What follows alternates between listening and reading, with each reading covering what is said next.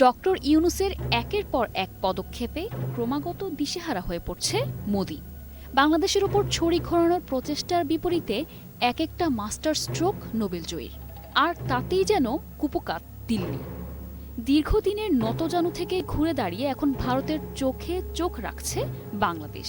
তারই যেন জ্বলন্ত উদাহরণ মুহুরী নদীতে বাংলাদেশের বাঁধ নির্মাণ। আর এই জবাব দেওয়ার শুরুটাও ভারতই করেছিল।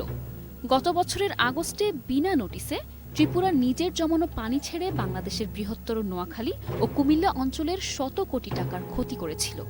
আকস্মিক বন্যায় ভাসিয়েছিল লাখ লাখ মানুষকে।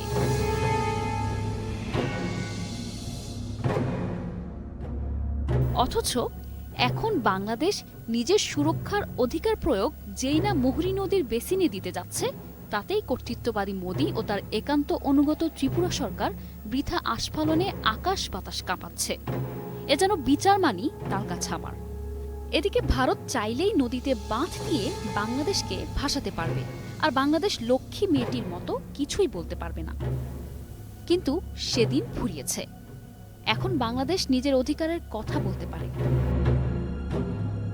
শেখ হাসিনার পতনের পর দক্ষিণ এশিয়ায় যে কূটনৈতিক আবহ বদলেছে তা আর ঢেকে রাখার উপায় নেই।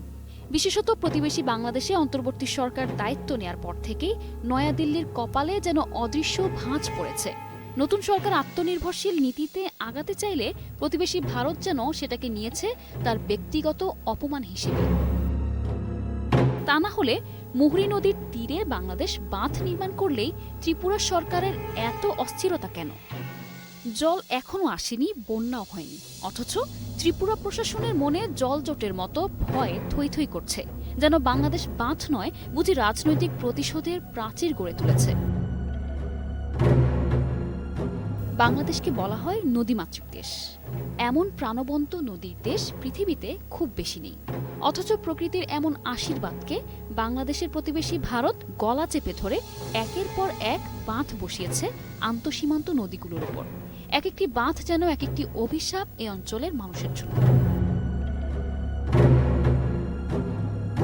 এদিকে মুহুরী নদীর তীরে বাংলাদেশ বড় সড় একটি বাঁধ নির্মাণ করছে শুনেই দক্ষিণ ত্রিপুরায় যেন মৌসুমি আতঙ্কের আগমন ঘটেছে। বর্ষার পানি নামলো কি না নামলো তার আগেই পানিতে ভেসে গেছে ত্রিপুরা সরকারের ঘুম। তাই তো তড়িঘড়ি করে পাঠানো হয়েছে উচ্চ পর্যায়ের পর্যবেক্ষণ মিশন। ত্রিপুরার আশঙ্কা এই বুঝি বাঁধের পানিতে বিলোনিয়া ডুবে যাচ্ছে। এদিকে ভারতের গণমাধ্যম এনডিটিভি জানিয়েছে, এই প্রকল্প ঘিরে ভারতীয় সীমান্তের জনপদে ছড়িয়ে পড়েছে গভীর উদ্বেগ। যেন বাংলাদেশ বাঁধ বানাচ্ছে না, বরং সুনামি ছাড়ছে সীমান্তে।